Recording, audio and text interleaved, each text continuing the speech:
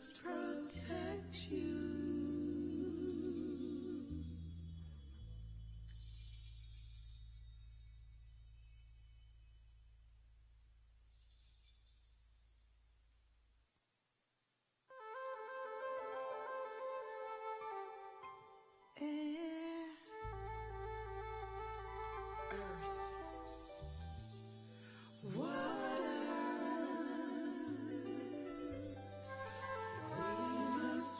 Protect you.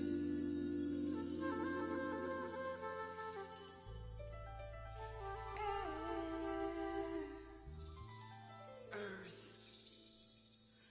water, we must protect you.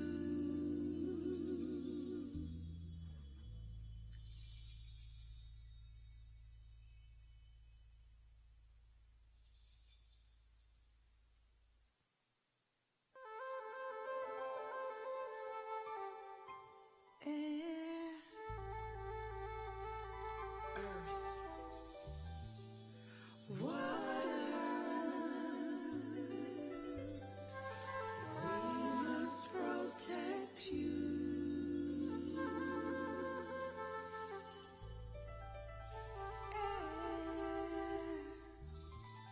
Earth, water, we must protect you.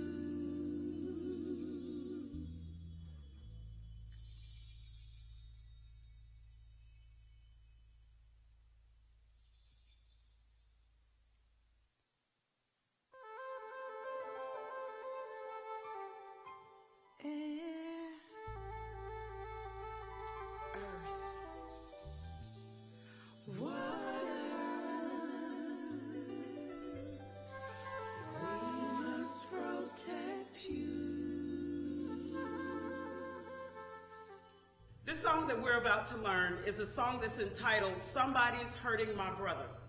Now this song was actually born in a town hall meeting around coal ash. And the meeting came about because Duke Energy was spilling coal ash into poor black and brown and poor white neighborhoods. After hearing testimony after testimony of people who were impacted physically and mentally by the coal ash, this song came as an inspiration of those testimonies.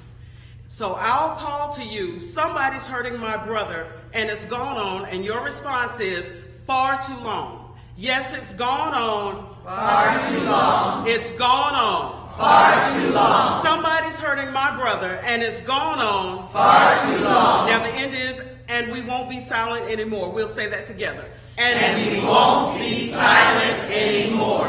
Okay? And so we'll try the rehearsal version, which goes, oh, somebody's hurting my brother, and it's gone on far too long. Yes, it's gone on far too long. I tell you it's gone on far too long. Oh, somebody's hurting my brother, and it's gone on far too long. Together.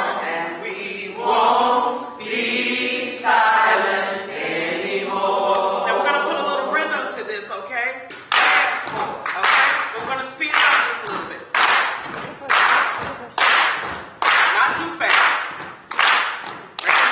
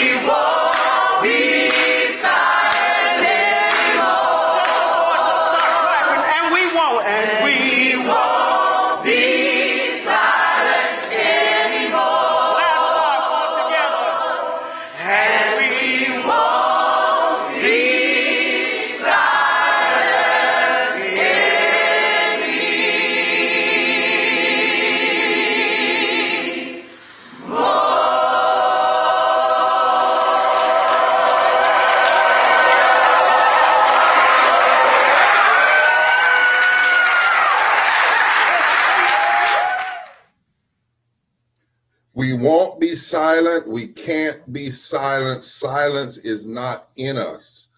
For if we become silent, we become complicit with the oppression. Our first stance against oppression and injustice is to say something, is to speak out, and not just when it's hurting us, but when it's hurting our brothers and sisters, and to know that the time frame of injustice has already been too long. Dr. King once told some folk who said, wait, he said, we've already become the chief waiters in history, and waiting time is over. And even if things don't change, you will never again hear silence from us until change comes. I want to welcome all of you to this National Moral Monday of the Poor People's Campaign, and simply welcome every one of you who's come today. We've got work to do today, y'all. And this particularly, if you look on your screen, you will see where we're going to need you to call and email senators in this moment in the United States Senate. We today are focusing on this whole issue of wages and poverty and ecological devastation.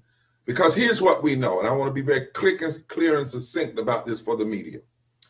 Everywhere there is the pandemic, prior to the pandemic, of low wages and poverty, there is ecological devastation and environmental injustice. And everywhere there's environmental injustice, there's low wages and there is poverty.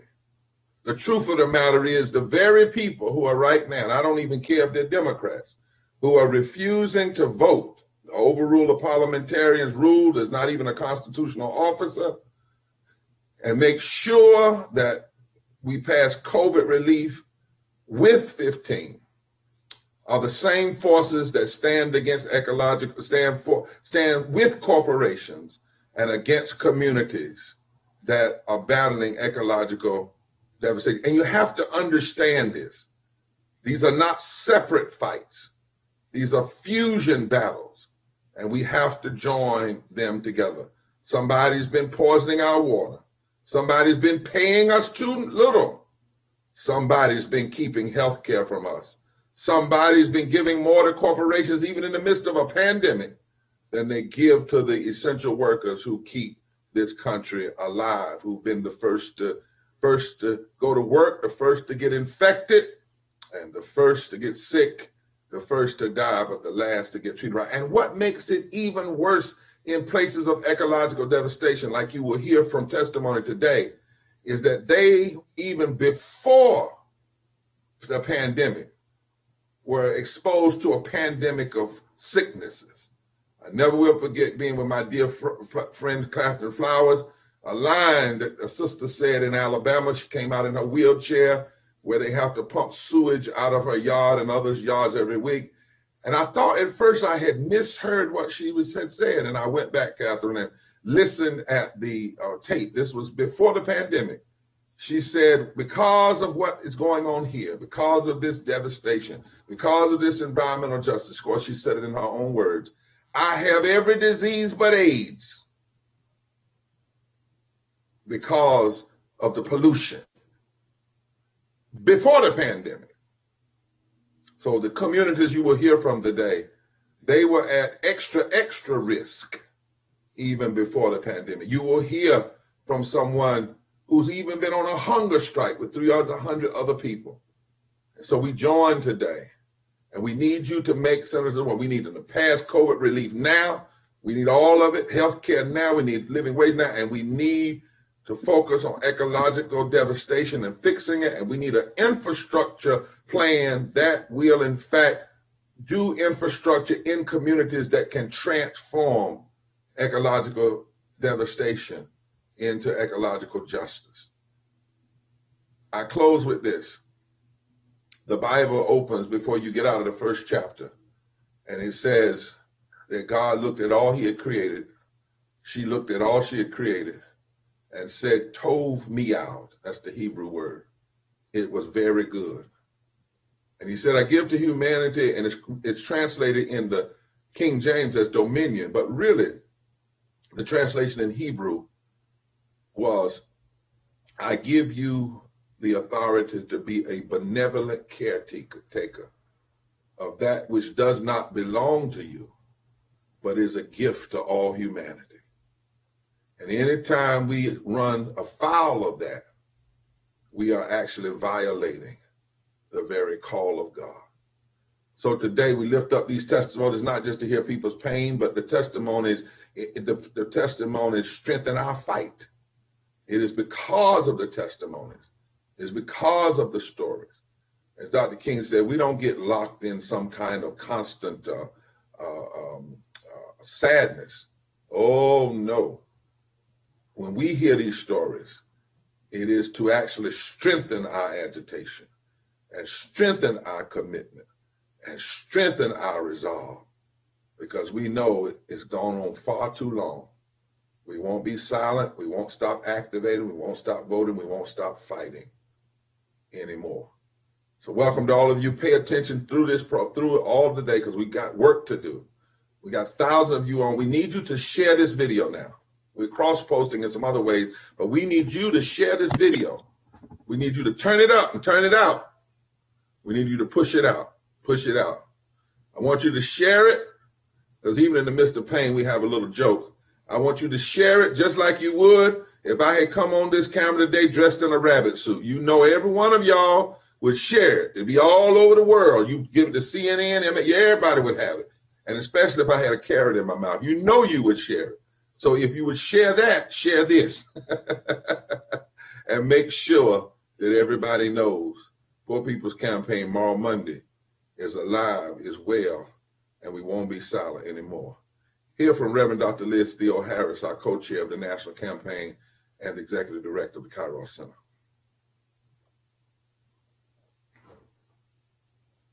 Thanks so much, Reverend Barber, and it's so good to be with everybody here today.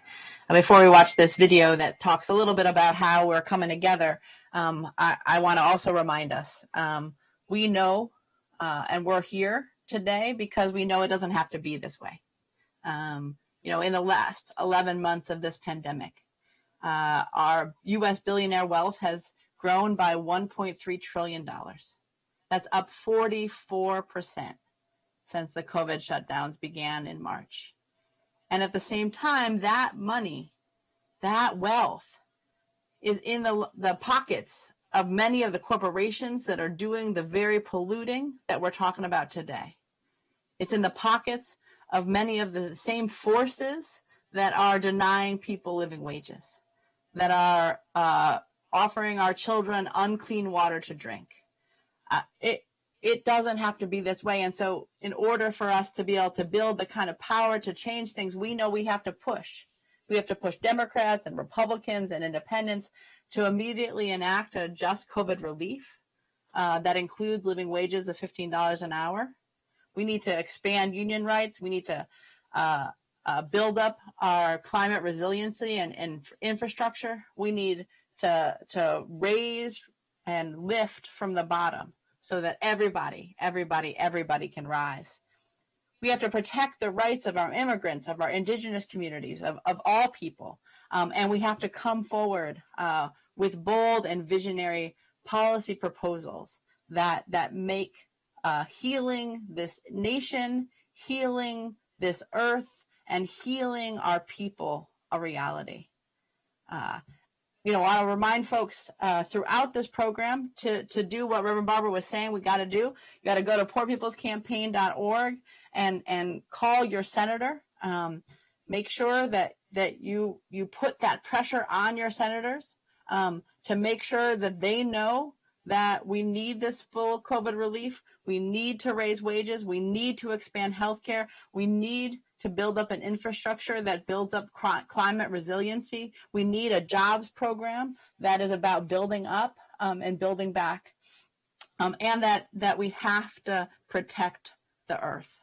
We have to protect our communities that are hurt first and worst by pollution, by the polluting of air and water and lands. And that we can indeed, lift from the bottom so that everybody rises. I was reading in the Bible from Deuteronomy 30 the other day and saw so clearly how when God talks about kind of a covenant with the people, it's also about making sure that everybody's in, nobody's out, and that we're taking care of this earth, and that this earth is taking care of our people, and that we have to have that kind of relationship. And so indeed, we know that somebody's been hurting our people, somebody's been polluting our waters, somebody's been stealing our copper, somebody's been making us live in inadequate housing, and have to fast to break these bands of wickedness and these chains of injustice. And indeed, that's what's so powerful about the folks that are gathered here today,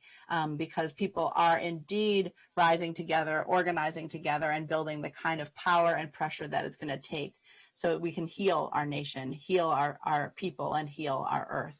So we're going to watch this video, and then when we come back from that, we'll get to hear from these powerful leaders that are happening in struggles that are happening all over the country. The Creator God is known throughout the world by many names.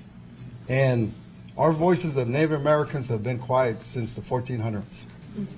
Today, we still live on reservations that are homes to us as prisoners of war. Yeah. We feel America has held us back to grow our children into this generation. Yeah. America was founded on genocide and all the wrong reasons. Yeah. So like our leaders before me, you have told me that you are going to imprisonate me. You have told me that you are going to take our lands and our ways of life away. You have told us that our religion is not a religion. How are you going to teach my children?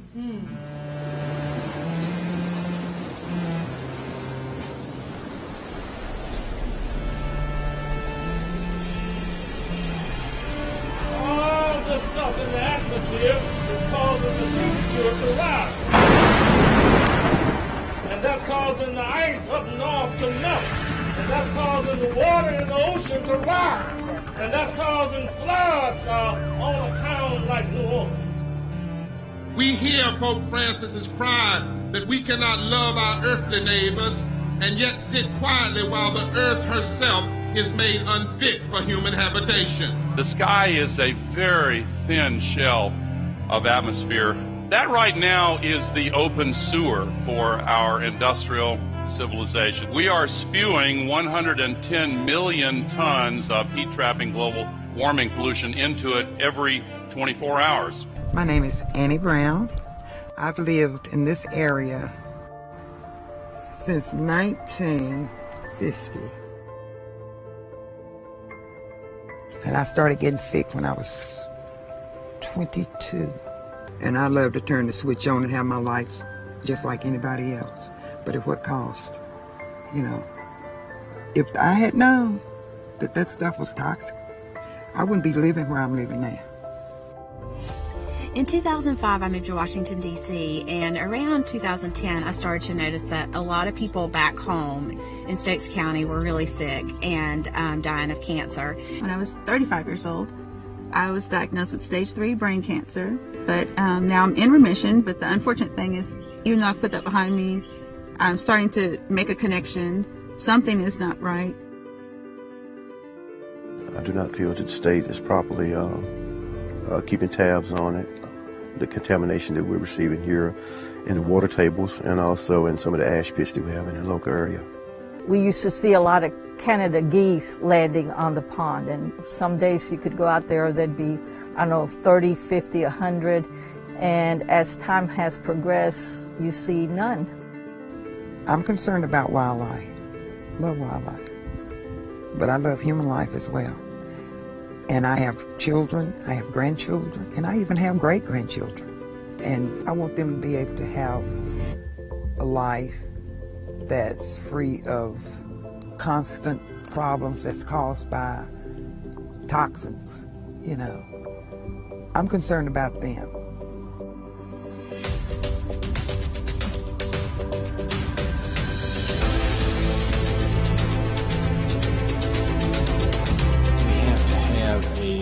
Higher level of civic involvement in the climate fight, and we have to have it now. Poor people who are the least responsible are in the unfortunate position of having to suffer the most. We cannot be silent. A world devastated by man's predatory relationship with nature demands that we speak. We must choose community and care of the earth over chaos and greed. What do we want? Living wages. When do we want it? Now. We know that when those most impacted by injustice band together, that is when we can make a change. We are close in this movement to the tipping point beyond which this movement, like the abolition movement, like the women's suffrage movement, like the civil rights movement, like the anti-apartheid movement, like the movement for gay rights, is resolved into a choice between right and wrong. And it is right to save the future for humanity. It is wrong to pollute this earth and destroy the climate balance. It is right to give hope to the future generation.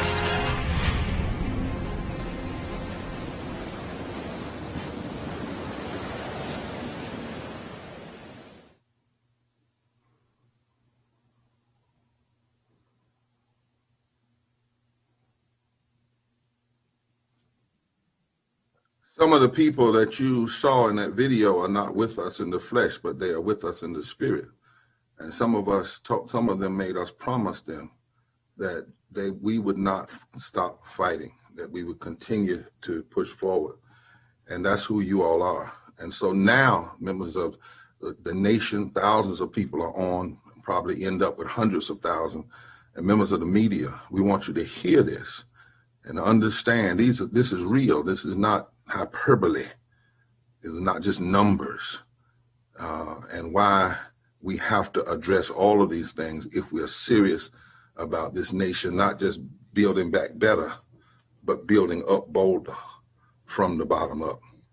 And so we're going to have some persons that are going to do 3 strong minutes, Trinitarian presentation, if you will, to lay out for you the issues in their community and why it's so important. I'm going to introduce 3 now, and then Reverend Dr. Liz is going to introduce the rest. And I want y'all to know I've got to jump. You won't see me on because we just may have gotten a big announcement, Liz, about one of these areas.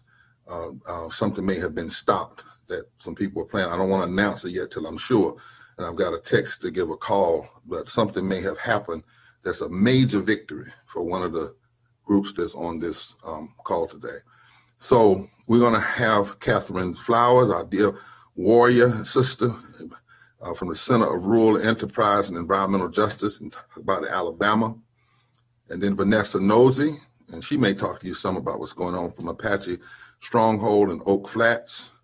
And then Sharon Lavigne is one of the strongest sisters I have ever met in my entire life, from Rise, St. James, Cancer Alley.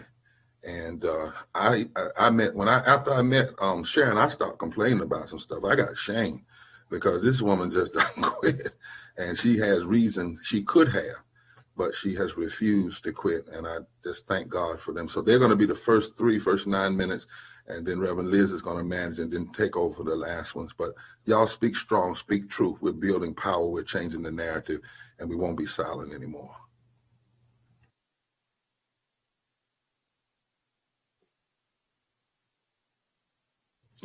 It's on you, Catherine. Yes, thank you, Reverend Barber. My name again is Catherine Coleman Flowers. I represent the Center for Rural Enterprise and Environmental Justice. I live in Montgomery, Alabama. I'm a native of Lowndes County, Alabama. And I'm here to speak on behalf of people who can't speak anymore. And one of those persons who was a warrior in the Poor People's Campaign was Pamela Rush. Pamela Rush died on July 3rd of last year from COVID. Pamela Rush represents everything that the Poor People's Campaign is about and the 14 points that we're pushing. I want to use my 3 minutes to appeal to people that need to see this, and especially Tommy Tuberville and Senator Shelby, who represent the state of Alabama in the United States Senate. We have had too many people to die in communities like Lowndes County, where there's raw sewage on the ground. The person that Reverend Barber referenced, who's had every illness except AIDS, also still lives with raw sewage coming from a public wastewater utility that she's paying wastewater fees for. Lowndes County, Alabama, located between Selma and Montgomery, has had the highest COVID and death rate per capita in the state of Alabama over and over and over again. And we know that the same people that are suffering from poor wages. They're living in poor homes. They're living without infrastructure, and they're living in conditions in the wealthiest country in the world that could be that really could be compared to some third world nations around the world. We have to do better in terms of the type of degradation that this is causing on not only our communities, but on our families that have been devastated and destroyed. And I'd like to end with Pamela Rush, her sister, Viola, died about 3 weeks ago from COVID. COVID has devastated multi-generations, and we won't know until we're able to come out of this pandemic how many people have been impacted by it.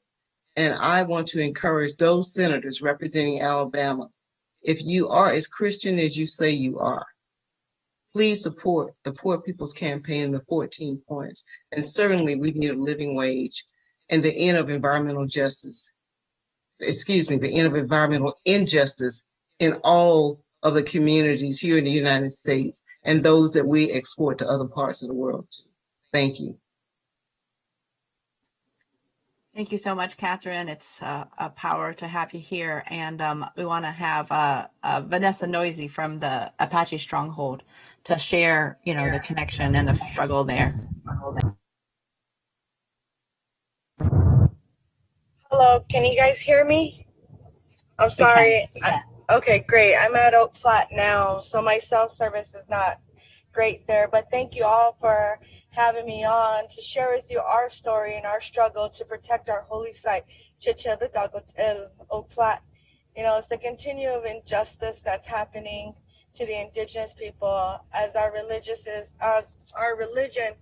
it has been disregarded and not even considered a religion. And so as we fight for our holy place, our sacred site, it's a fight for all people, because if they can continue to harm our way of life and kill a religion, then no one's religion is safe.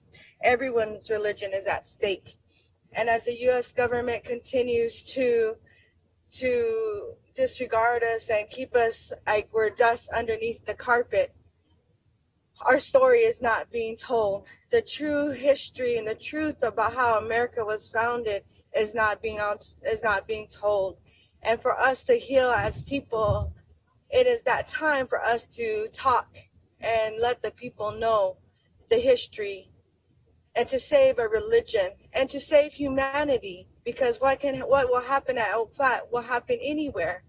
As we stand strong, we stand there with prayer, and we fight for all those living creatures and creations that God, Creator, has blessed us with. So I ask you guys to continue to pray for us, the Apache people and all people, as we continue to fight for Chichilbel, because our fight is your fight. No one can drink contaminated water. No one can breathe in contaminated air. And we also have a right to have a religion. We are the oldest religion here in North America, yet we are being prosecuted. I have my father, Winston Nosie Sr., and my daughter, Nalin Pike, sitting at a court hearing trying to justify their religion. And that's not right. That's right. No one should be able to be put on trial and try to explain their religion and the spirit that is alive. Today we did get some good news. We have a small win. The Forest Service rescinded their final environmental impact statement. And that does buy us time, but that does not save Oak Flat. We need congressional decision made. We need an act by Congress to protect our religion and protect our way of life, and to protect those future generations, and to protect all people. Because when there is a genocide on an indigenous religion, that's a genocide on the environment, you can't separate the two. And that's why we stand at the forefront. And we say we're protecting all people, because no one, like I said, no one can live in a world that has no future, that is unsafe for all those yet to be born, when our environment is being destroyed and our environment is being contaminated with chemicals. So I ask you all to continue to pray for us, and I thank those that have and have been there with support because of our small win today. You know, but like I said, now we need Congress to act. Now we need true protection and true laws that protect the indigenous people. For yet we are indigenous to this land, and yet we have no rights here. There's no laws that are there to protect us in our way of life. So thank you here from the bottom of my heart to all you. Blessings. Vanessa, thank you so much. And I'm glad you mentioned that. I had just kind of teased it up. That's a big piece. We've been working on it in the campaign. It's just a stopgap, but it gives time for some other things to happen. Catherine, I didn't know that Pam's sister had died, and I just was I heard that, and it just, I don't know, it just kind of made me stand back up. And yeah, that's just the kind of deaths that's happening that did not need to happen. And Vanessa, would you say, if you can still talk to us, Vanessa, is there a way you can say we have a right to the land, we have a right to our religion in the Apache language? We have a right to the land, we have a right to our religion, and we have a right to our language, our Apache language. Can you say that in Apache, in your language? Oh. Yeah. If it's translatable?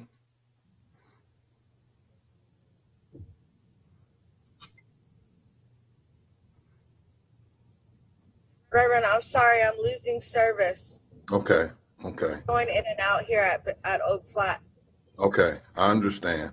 Well, at some point, one of these days, we want you to send that to you. If you would send that to Rob, with you saying it in English, but then saying it in your indigenous language. And to all of my Black brothers and sisters, that's one of the reasons we cannot only have a conversation about race that just only talks about racism from a Black perspective. We have to deal with the first story.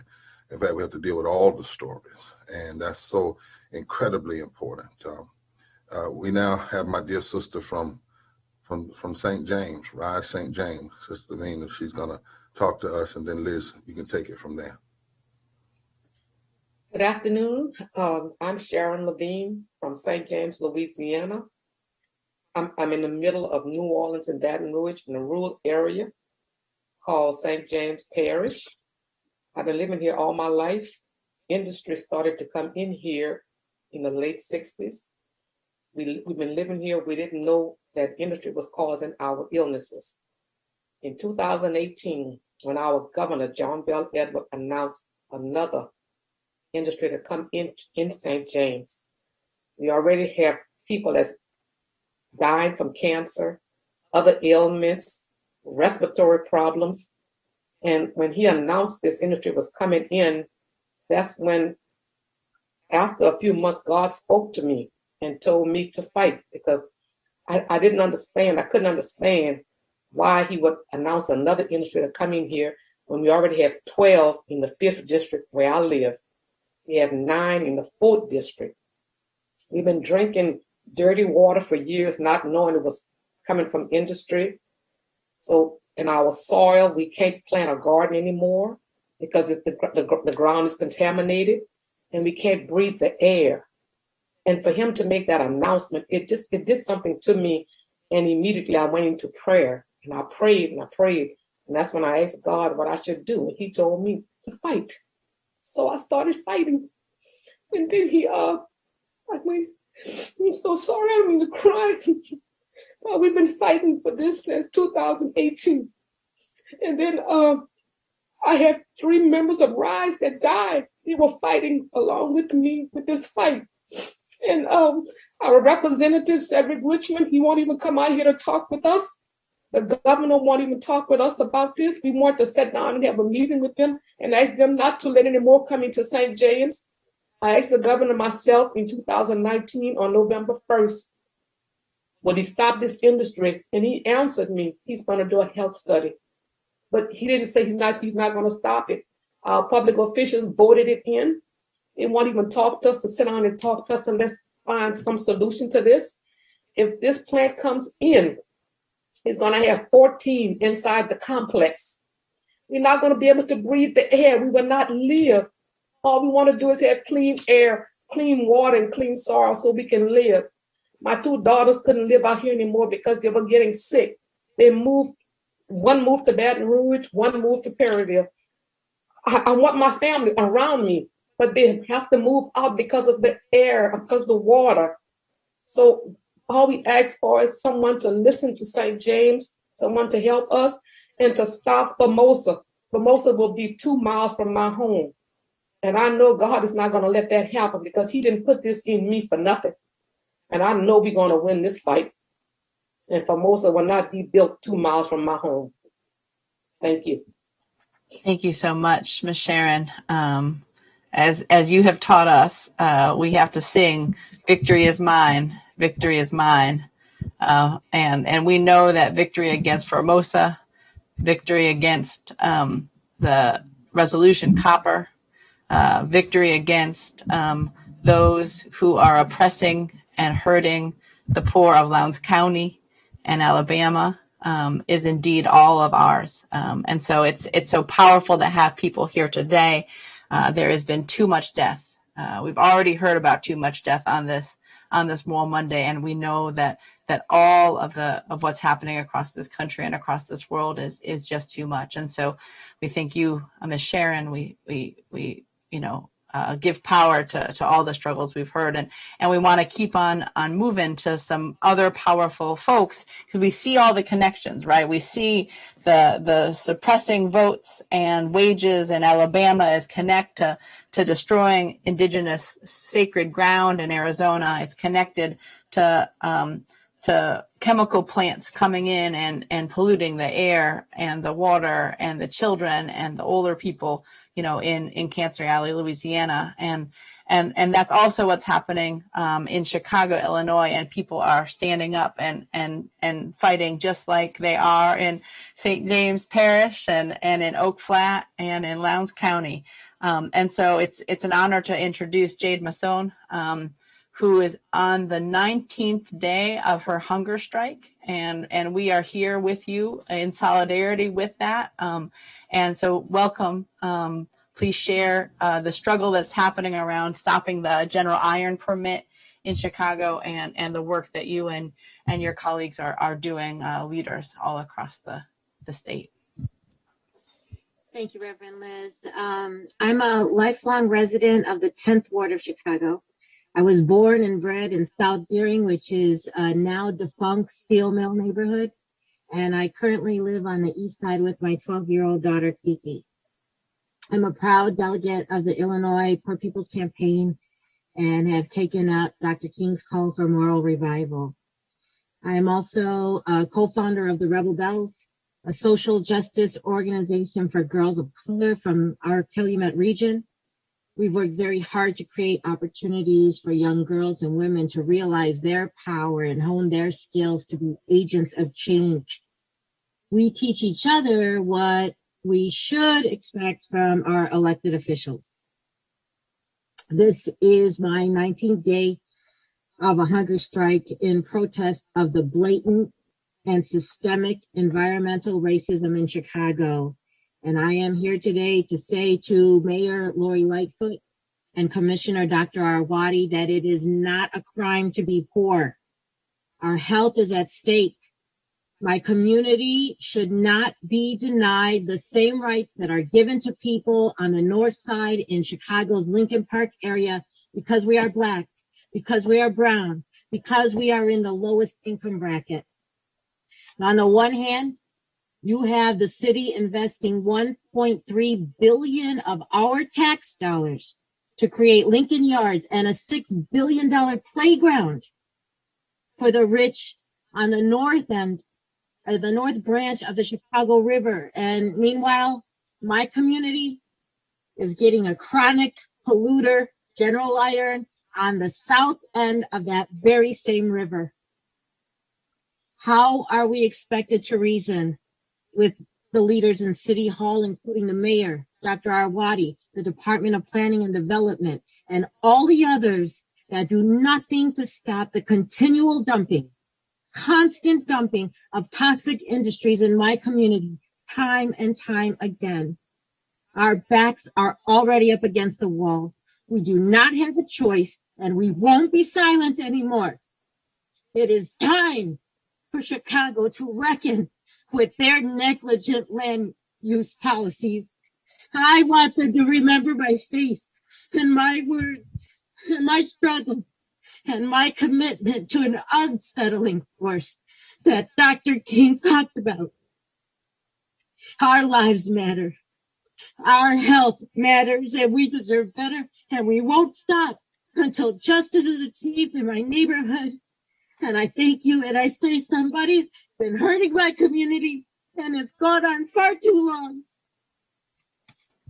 Thank you so much, Jade. Indeed, it has been going on for far too long. And it was when you were speaking and sharing your testimony, it was reminding me of that powerful verse in Isaiah 58, where it starts out, shout it aloud, do not hold back, raise your voice like a trumpet. Is this not the fast that we choose, to loose the bands of injustice, to break every yoke? And that is what these struggles that are speaking truth today are about. That's what the Poor People's Campaign, a national call for moral revival, is all about. And we need everybody that is tuning in today to listen, to follow each of these leaders, and to make sure you're calling your senators. You're reminding those elected officials who put them in office and who they're there to serve. And that is the people, the 140 million poor and low-income people in this, the richest country in the world, who need a just COVID relief, who need green jobs and to climate resilient infrastructure, who need $15 of a minimum wage, nothing less for everybody in, nobody out. And so thank you so much for the powerful voices that are here. We're going to move on to Memphis, Tennessee to hear from Kathy Robinson, who is there fighting the Mahalia pipeline, because it's another struggle that is breaking out and one that is so important for people to learn from. And thank you so much. My name is Kathy Robinson, and I'm a co-founder of Memphis Community Against the Pipeline, also known as MCAP. But most importantly, I'm a fourth-generation resident of Southwest Memphis, Tennessee.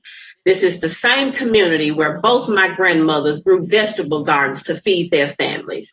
This is also the same community that my great-grandmother, whom we call Big Mama, would tell the stories of why she moved to Memphis after growing up in Oxford, Mississippi, to look for better opportunities for the generations of children coming after her. Now, we have in that same community that she saw as promising at one point is surrounded by industrial facilities. And consequently, Southwest Memphis has the highest level of pollution in Shelby County. These things did not happen by chance. It is because this area has a low amount of political clout, and we have not had in the past environmental champions. These are also the reasons why Plains All-American had a sense of comfort in selecting this community to build $1 billion oil pipeline to run through this area. 38% of people in Tennessee are poor or low income. From 1979 to 2012, income for the top 1% in Tennessee grew by 145%.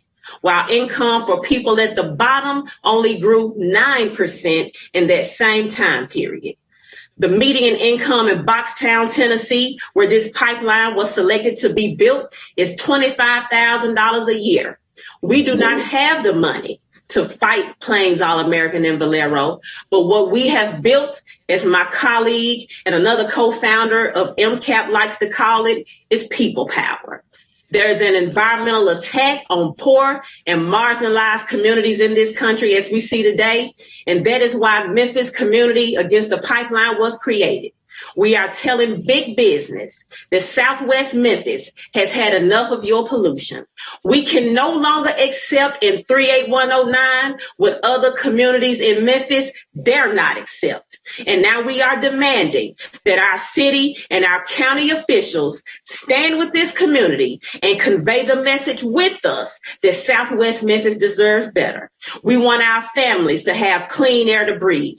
We want clean and a safe environment to grow our own fruits and vegetables. And running a crude oil pipeline in the ground jeopardizes our confidence to do so.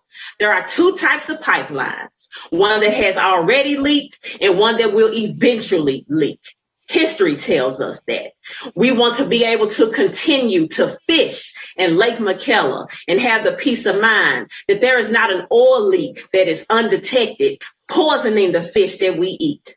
This community was told at a meeting on October 17th by Plains All-American Representative Deidre Malone that we should accept the fact that the pipeline coming to this community was extremely likely. And we interpreted that as we should be okay with high rates of cancer in this community, and that we should be fine with politicians not showing up at the time to community meetings to hear our voices and why we were against this pipeline.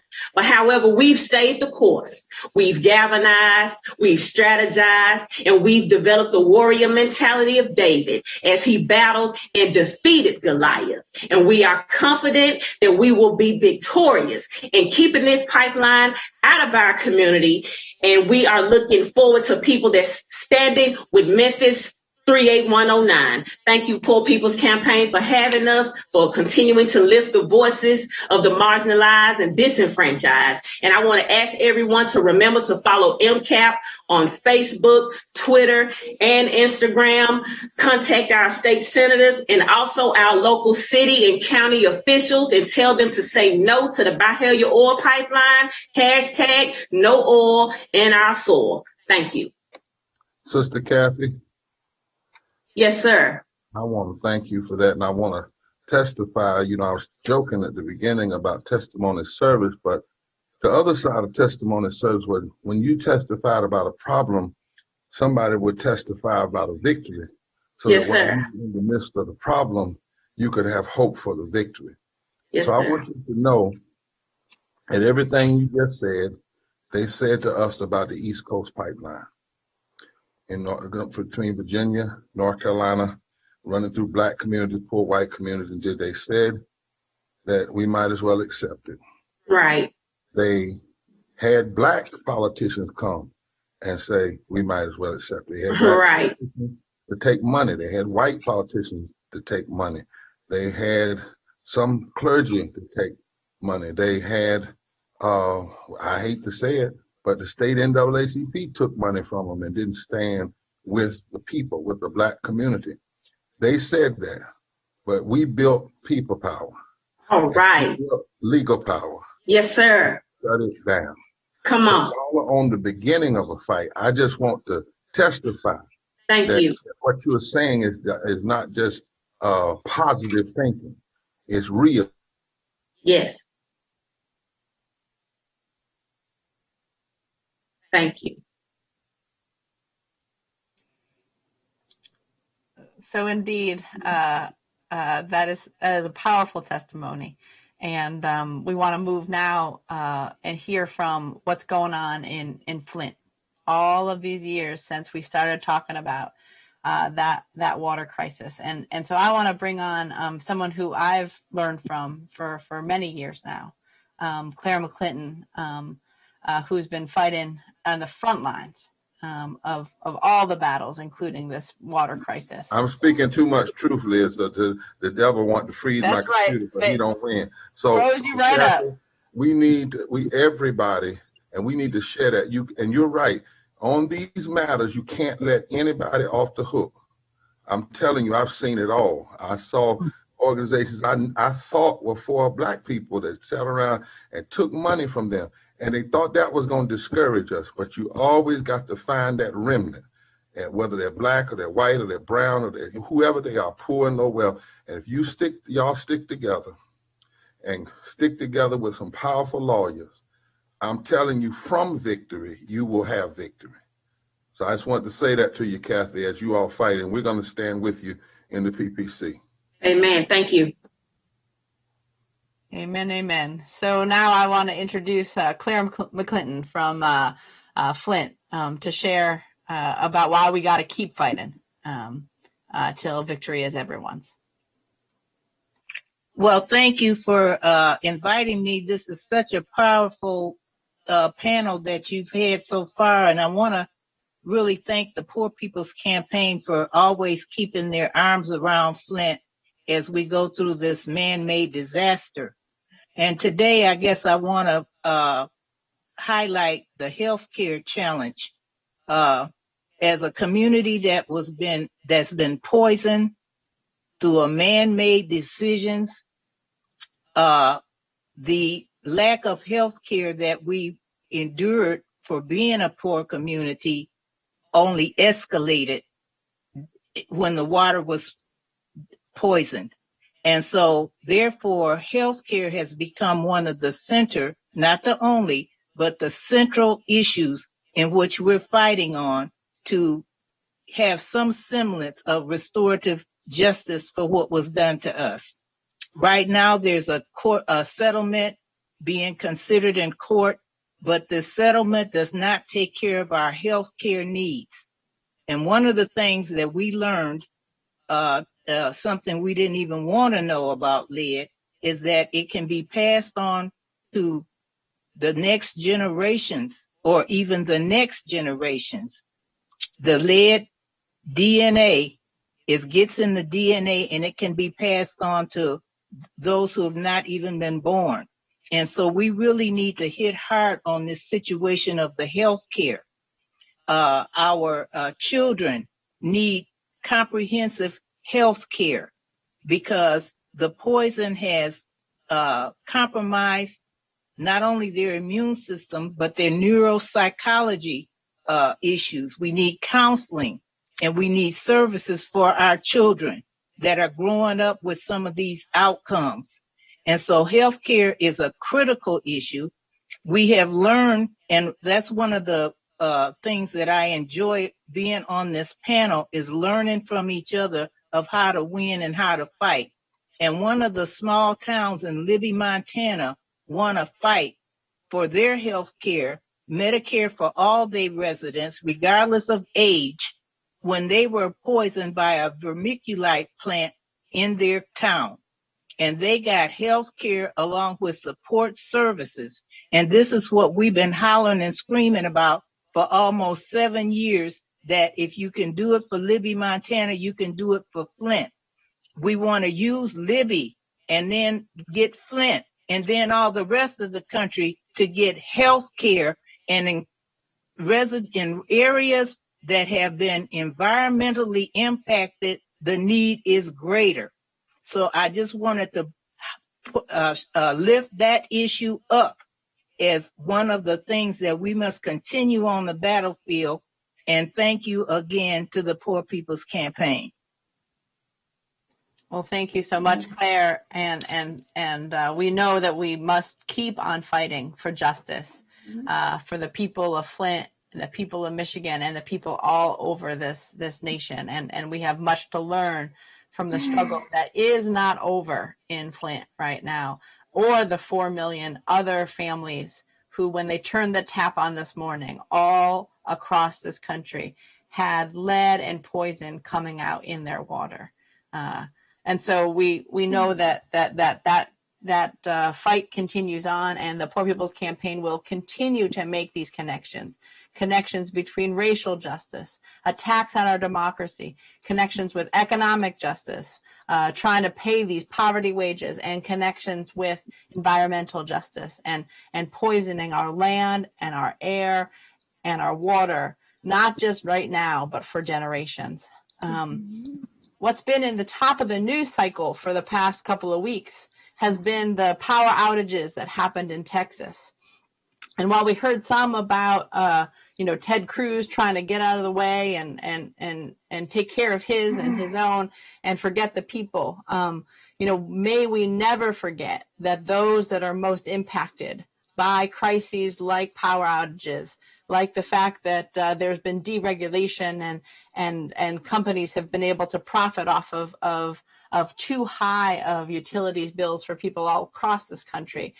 May we never forget that it's the poor, it's the low income, it's the low wealth people who always suffer the most. And so we are very lucky to be able to invite and welcome Penny Adrian out of Texas, out of Austin, Texas, to share what's going on in Texas, get an update, and to hear how these extreme weather events are a part of this ecological devastation that is taking place across the country, and why, as a campaign, we must unite around it all. So welcome, Penny. Thank you so much for being with us today.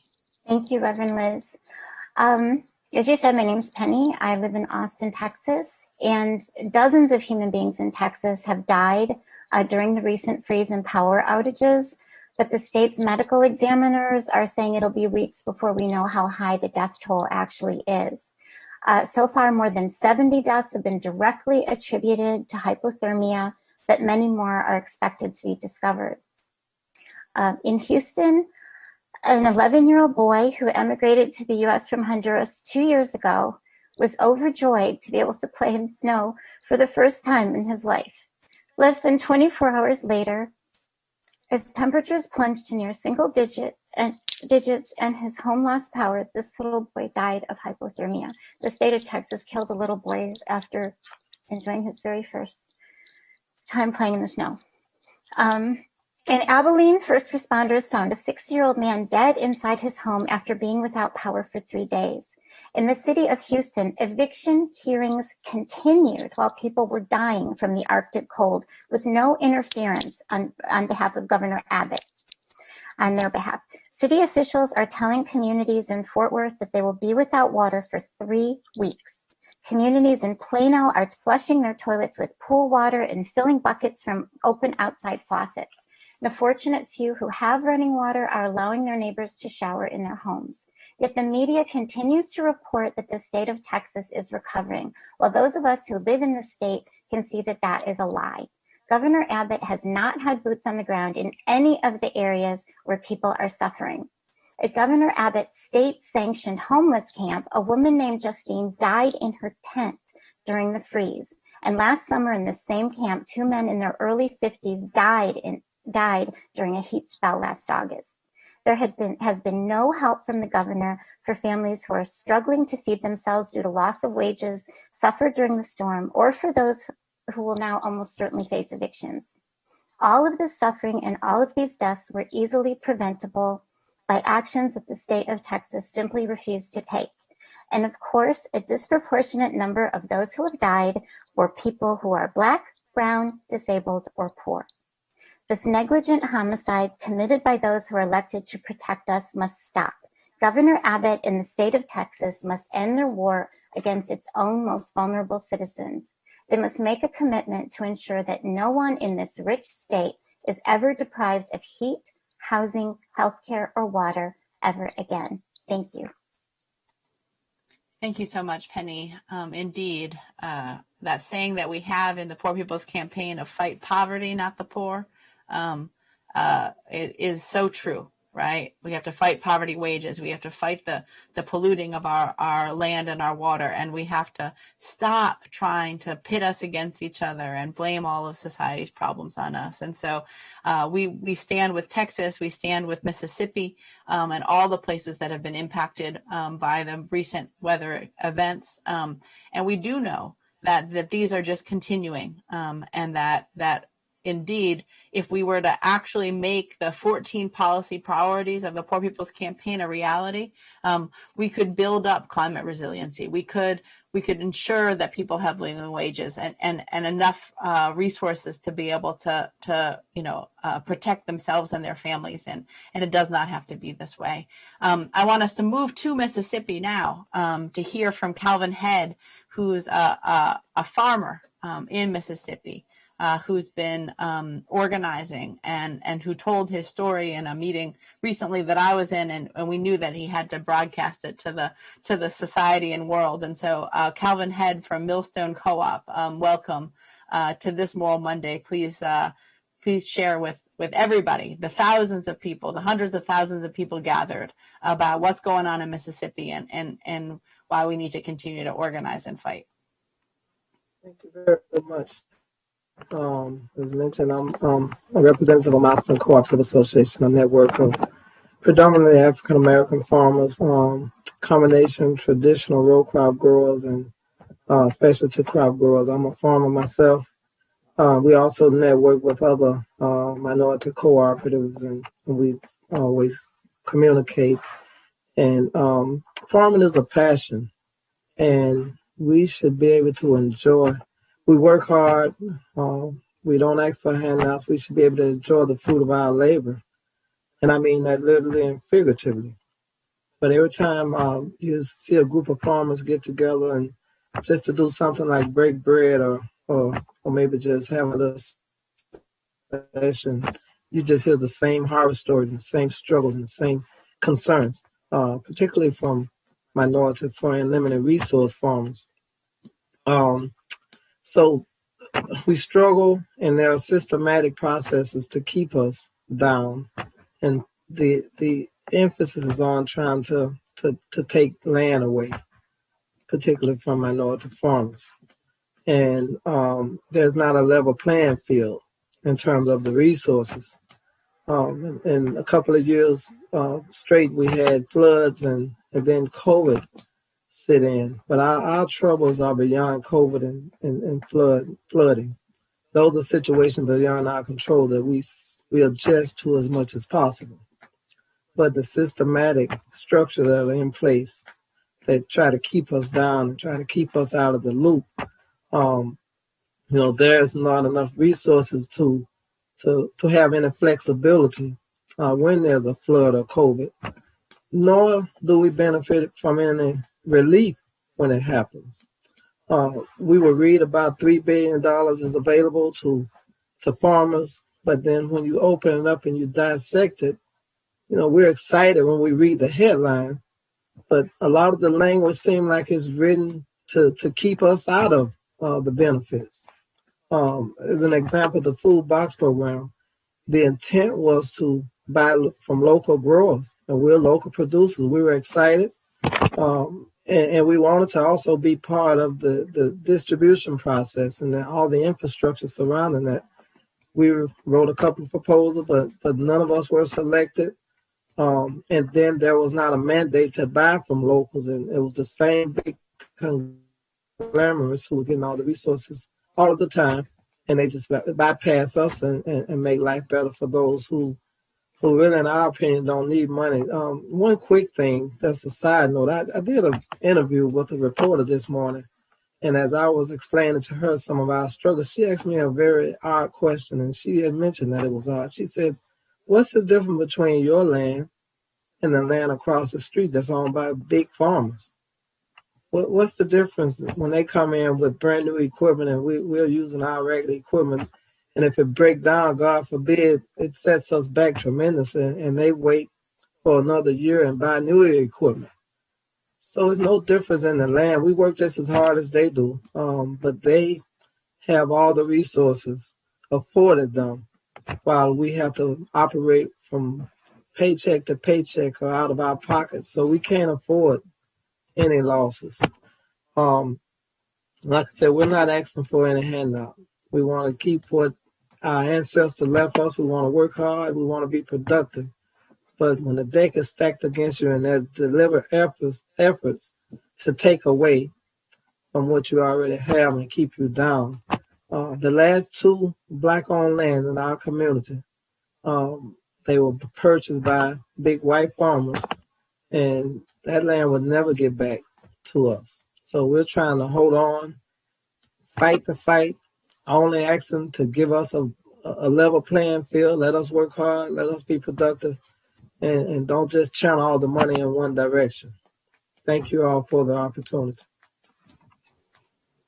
Thank you so much for that powerful work and that call for justice in terms of addressing the racist history and present of our nation, and this call to be able to produce from this land and be able to make a good living for everybody. And so we look forward to following and continuing to support the struggles of the farmers in Mississippi and all across this country. We still have a couple of more leaders different fights that are taking place. I want to bring up a leader from Ransom, West Virginia right now, Reverend Gusty Newquist. We've been spending a little time in the last couple of weeks in these Moral Mondays focusing on West Virginia. We know that it's surely a state where living wages and expanding health care and poverty and this destruction of our environment is at play. And so we welcome you, Reverend Gusty, to share about the work that you're doing to stop the rock wool factory there in Ransom. Thank you, Reverend Liz. I am Gusty Lene Newquist, the pastor of Shepherdstown Presbyterian Church here in the Eastern Panhandle of West Virginia. And I'm here to talk about rock wool, which is a new factory under construction, of course, as you've heard from the previous speakers, in a low-income community. Rock wool will create insulation by crushing and melting rock. So think of an above-ground rock quarry. This is the first foray into what we think will be the next Cancer Alley right here in our home. I live actually one county over from the factory, but even my neighborhood is directly affected. Last September, the foundation of my home shook from a huge sudden explosion. They were working on a new pipeline just 150 yards up the road. This pipeline is a 22.5-mile expansion to the Eastern Panhandle pipeline in order to service the rock wool plant. Pressurized gas from the old pipeline shot up 100 feet into the air, threatening my entire community with methane gas and carcinogens. But you guessed it, nobody from the gas company came to check on us or tell us to evacuate or even to explain what had happened just 150 yards up the road. My husband is a 4-time cancer survivor. He is permanently disabled and he has a compromised immune system. The gas company wants to dig up his garden and fill it with fossil fuels. What will we do when the next explosion happens? The impact even closer to rock wool is more dire. There are 4 schools in close proximity to the factory. They are in direct violation of World Health Organization guidelines, and a Title I elementary school is right across the street from rock wool. We around this region, the church and other organizations have raised serious concerns about the cancer-causing toxins that are going to be added to our water and our air. But rock wool representatives and other officials have not been transparent. And I can say personally, the gas company representatives have literally lied to me straight to my face. All of this because rock wool says it will bring high-paying jobs to our region. But the question is, will local residents get those jobs? Not likely. So we are joining our voices with those you have heard from LA to Chicago, from Memphis to Mississippi, to say it is time for corporations to stop profiting from our resources while endangering our communities, particularly the most vulnerable. We need climate resilient industries. We need sustainable infrastructure jobs in West Virginia, not more rock wools. And we need a $15 minimum wage as part of the COVID relief package so that we are not forced into a so-called economic development that really benefits the already wealthy and puts the health of the rest of us at risk. Thanks, Reverend Liz. Thank you so much. Thanks for making all of those connections and for calling us into action. And so I do want to remind people that you can go to the Poor People's Campaign website, and you can make sure while you're tuning into this that you're calling your senators. You're putting pressure to pass a just COVID relief. You're putting pressure to include 15 as a minimum wage in there, that we're putting pressure to expand health care, that we're putting pressure to make sure that we have infrastructure and green jobs and climate resilient communities. Because what we have heard over and over and over again today is that those who are making the decisions that are putting our lives at risk are benefiting off of polluting our land, polluting our air, and keeping our wages low. And we cannot be silent about this anymore. We have one more leader to hear from out of Minnesota, struggling against the Line 3 pipeline that is going there. And so I want to welcome Nina Berglund, sorry about that, I just said it too fast, to our Moral Monday today, and ask that you share what's going on in Minnesota and how we can all be involved in the fight to stop Line 3.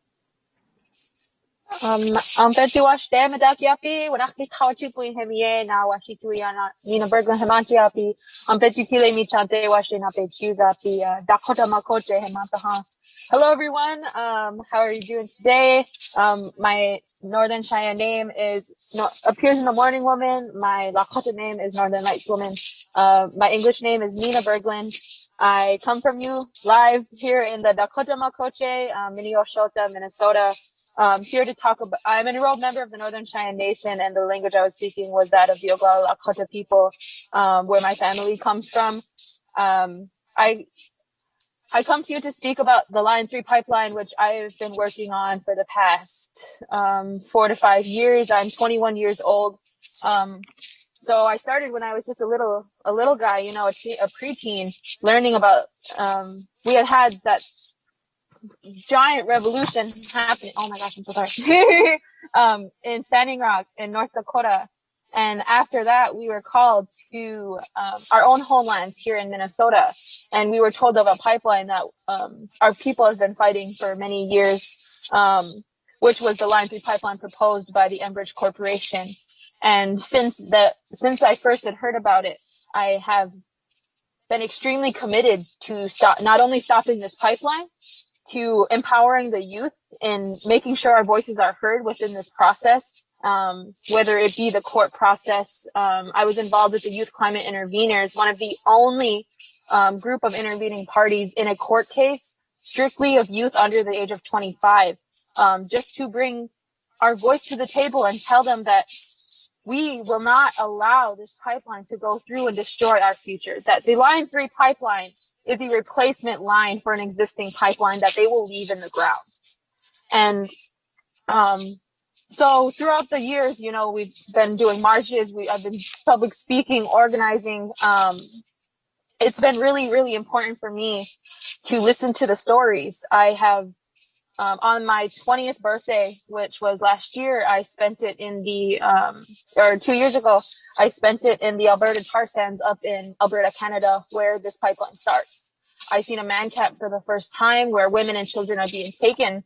I seen the destruction and the huge catastrophe that is the tar sands in Alberta, Canada, knowing that oil up there is going straight through and shipped down through the headwaters of the Mississippi River to all the lakes and rivers that is in abundance, one of the only places in the world like it.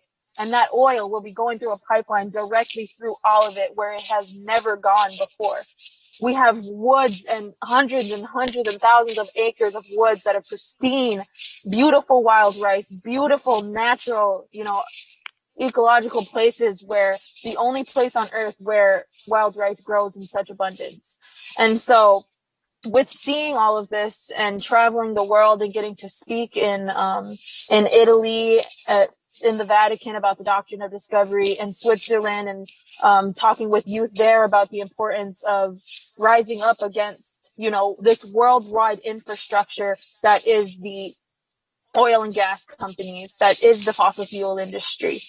And it's been able to shape my worldview and be able to really bring me and ground me, meeting with all the people. And I would just, you know, I'd like to thank all of you for listening and hearing out. And I really encourage you to, you know, stand up, start speaking out if you haven't already, find your place. And to all the young people watching, that I pray and I hope that you join us in however way you see fit, because you have a place within this movement. Because I know that if I can come from the east side of St. Paul, growing up in poverty, growing up with not a lot, being able to see the world, that through your passion for your future, that you have a place. And whether, you know, you're a young person or an old person, just know that it's never too late to start. It's never too late to care about the coming generations. And, you know, take that step. take that scary step that you're scared to do, because I know if I didn't push myself to, do this work that I'm doing, that I would not, I wouldn't be here I wouldn't be sitting in front of a screen talking to you guys. So, know your power, know how strong your voice is, and know that we need you, and that, you're able to do great things. So, be sure to call your representatives, tell President Biden, tell whoever it is that you need to, that we are going to stop the Line 3 pipeline. Thank you. Stop. Thank you so much. Powerful, and what a message for all of us. This has been a powerful Moral Monday. We have made the point that healing our earth means that we have to be healing our people, and that we have to lift up these different struggles, whether it's to protect Oak Flat, to rise up with St. James in Cancer Alley, whether it's to make sure we get health care for everyone in Flint, and that those kids and those families in the south side of Chicago have clean air to breathe and clean water to drink, and folks that are willing to go on a hunger strike to make sure that we hear those cries. We've heard about the struggles that are taking place amongst farmers in Mississippi, and those that were impacted by the power outages and climate disasters in Texas. And we have heard the call out of Memphis and out of Minnesota to stop these pipelines. And we know that this is all connected, that we have to see the evils of ecological devastation and systemic racism and poverty wages, the denial of healthcare, and that the suppression of the rights of indigenous peoples and immigrant rights, and the dignity and life of all people, including especially poor people and people of color.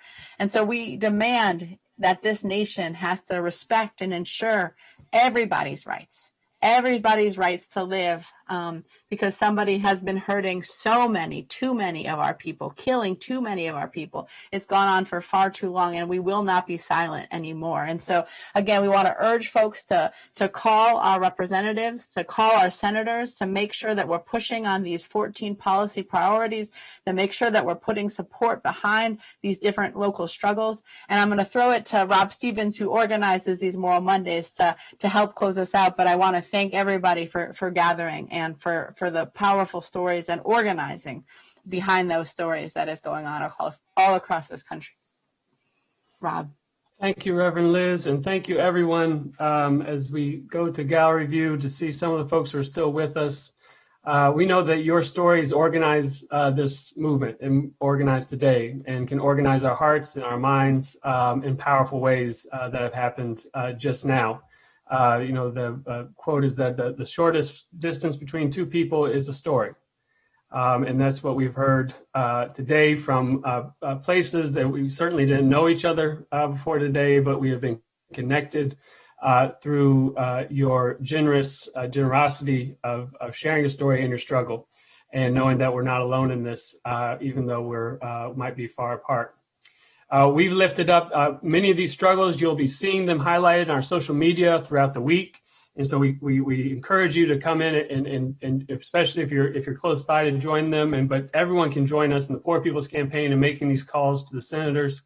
We know right now that the COVID relief bill is front and center. We're still fighting to keep $15 in there. There's now threats to water down the unemployment extensions too. And so we have to do an extra fight to keep those in. It's a fight that we shouldn't have to do, but we will. And you can go to the same bit.ly that is on the screen to find more information and a talking point, so that you can talk to your senator today. We know that none of these injustices are necessary or inevitable. That the only thing that nothing about them is inevitable. The thing that's inevitable is that people are going to fight back. And the question is whether you are in the audience, whether we are going to pick up the torch and continue to fight. There's no need to have a country where you can't afford to have health care if you can't pay for it.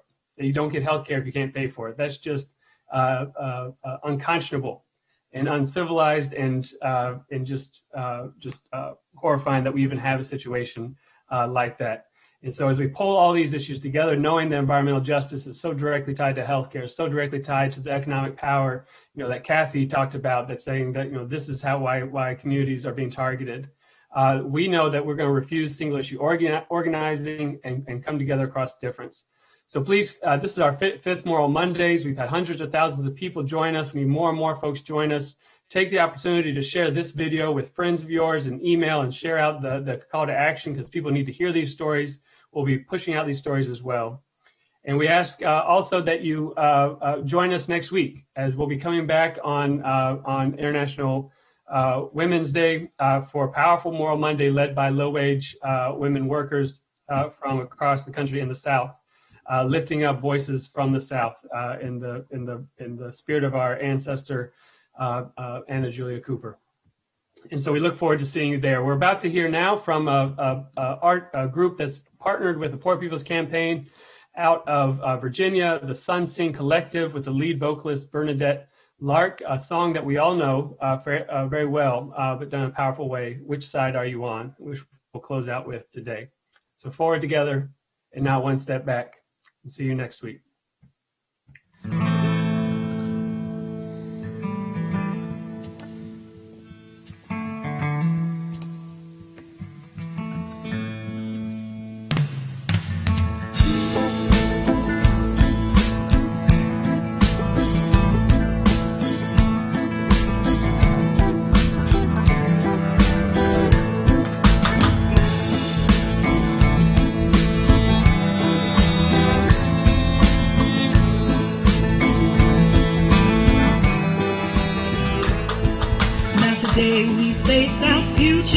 And there ain't no neutral ground.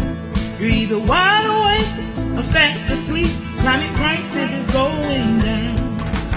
Which side are you on now? Which side are you on? Which side are you on now? Which side are you on? In the capital, the governor's bosses, the polluters write the law. The lobbyists love their pocket while they serve corruption's call. Now the halls of power won't right to work, their union busting lies. We need working folks in solidarity and our labor organized. Which side are you on now? Which side are you on?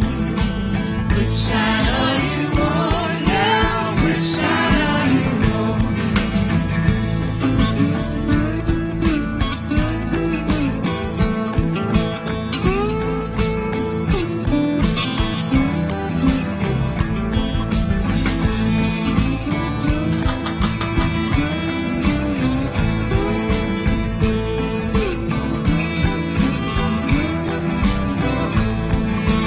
Trees up in the mountains, brave resistors make their stand to defend our planet's future, protect our water, air, and land.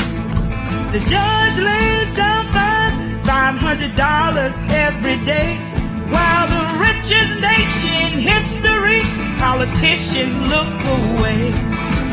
Which side are you on now? Which side are you on? Which side are you on now? Which side are you on?